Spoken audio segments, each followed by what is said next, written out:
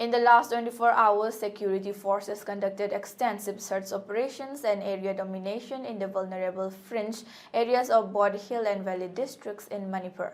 These operations come in response to ongoing concerns regarding safety and stability in the region.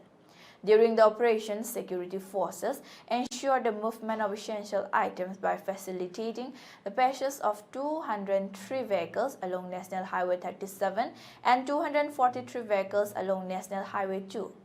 Strict security measures have been implemented at vulnerable locations, with security convoys escorting vehicles on sensitive stretches to guarantee safe passage.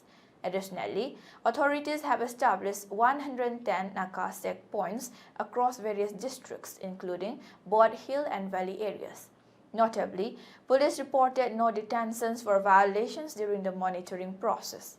In a significant recovery, Manipur Police seized one locally made improvised mortar, Pumpy, along with 3 additional improvised mortars and 8 rounds of Pumpy ammunition from Kausabung and its adjoining area in Churachandpur district. These measures reflect the ongoing commitment of security forces to ensure safety and control within the state.